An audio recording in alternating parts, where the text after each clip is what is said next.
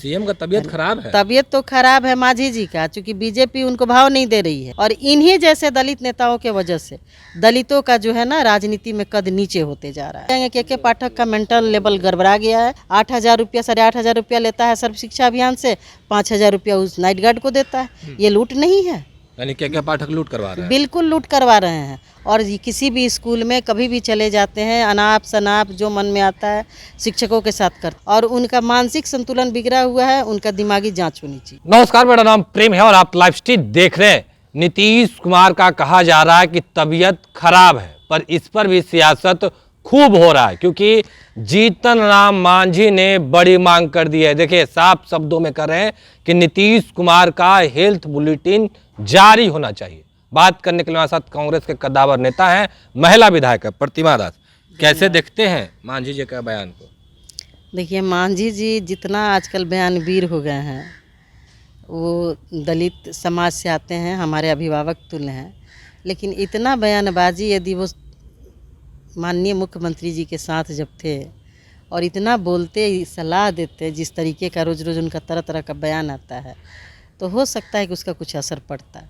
लेकिन पार्टी से निकलने के बाद जब वो एनडीए में चले गए हैं, तो अब ऐसा लगता है कि वो नहीं कोई और बोल। नहीं, आप लोग चिंतित हैं कि नहीं कि नीतीश कुमार का तबीयत खराब है, हेल्थ बुलेटिन जारी हो? तमाम सबसे बड़ी बात है कि हम नहीं बीमार होते हैं, आप नहीं बीमार होते हैं।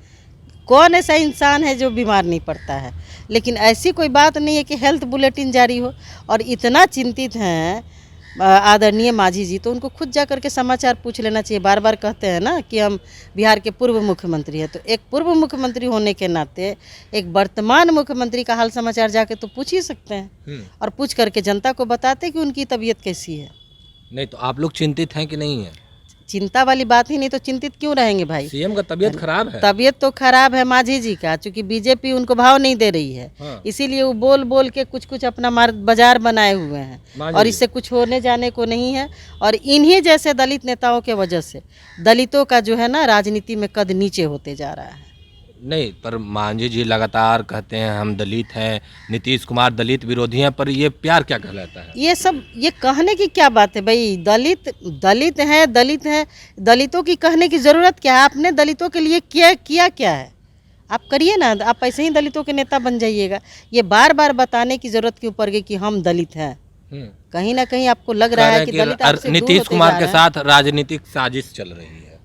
देखिए, सबसे अब वो नज़दीक रहे हैं, उनके क्षेत्र के लोग हैं, वो क्या बोलते हैं नहीं बोलते। हमने कहा ना कि अब जब से वो इंडिया गठबंधन से बाहर गए हैं, अब बोल रहे हैं, तो ऐसा लग रहा है कि वो नहीं कोई और बुलवा रहा है उनसे। गिरिराज सिंह भी कह रहे हैं कि जीतनराम मांझी ने जो कहा है वो कहीं ना कहीं सही है। वो एक दल के मुख्यमंत्री नहीं बल्कि पूरे बिहार के मुख्यमंत्री हैं, उनकी तबीयत की चिंता उनको भी है। अच्छी बात है, इतना चिंतित हैं तो ये अच्छी बात है और होना भी चाहिए बिहार के मुखिया के। लेकिन हमको तो सबसे ज़्यादा चिंता है कि माननीय गिरिराज सिंह जी जिस विभाग के मिनिस्टर हैं, पहले उनको अपने विभाग की चिंता करनी चाहिए, और उनके विभाग द्वारा जो योजनाएं चलाई जा रही हैं वो सही ढंग से बिहार में चल रहा है कि नहीं, इसकी वो चिंता करे तो ज़्यादा बेहतर हो। चलिए, इन तमाम चीज़ों से हटकर एक मुद्दा बिहार में खूब गूंज रहा है, वो नाम है के पाठक। के पाठक का कहना है, या लगातार वो कोशिश कर रहे हैं कि बिहार का एजुकेशन सिस्टम कैसे सुधारा जाए, पर वहीं जो लेफ्ट के दल के लोग हैं वो कह रहे हैं कि के पाठक ठीक नहीं कर रहे हैं। बिल्कुल ठीक नहीं कर रहे हैं। सबसे बड़ी बात है कि प्रबंध समितियां जो बनती हैं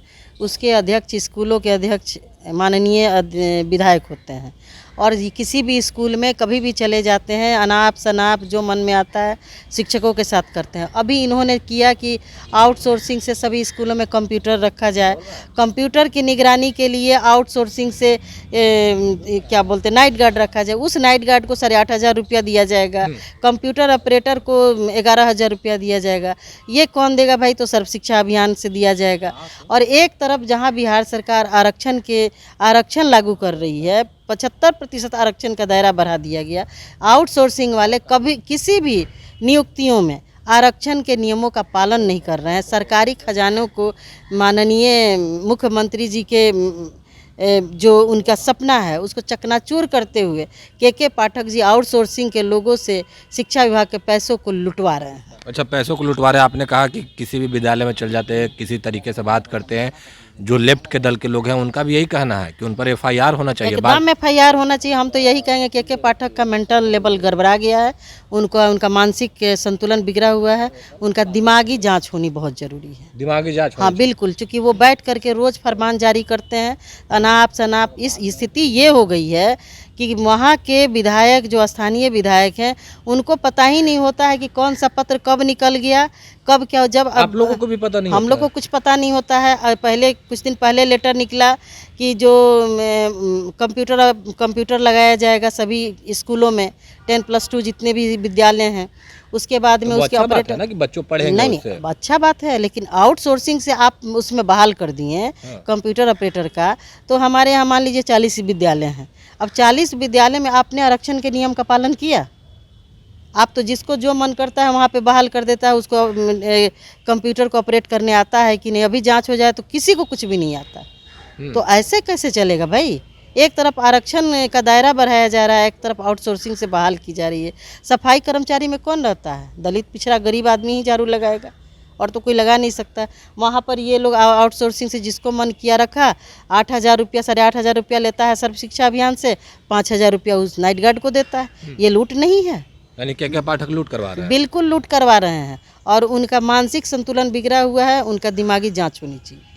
तो चलिए, कांग्रेस की महिला विधायक है प्रतिमा दास साफ शब्दों में के पाठक को लेकर क्या कुछ कह रहे थे आपने सुना है।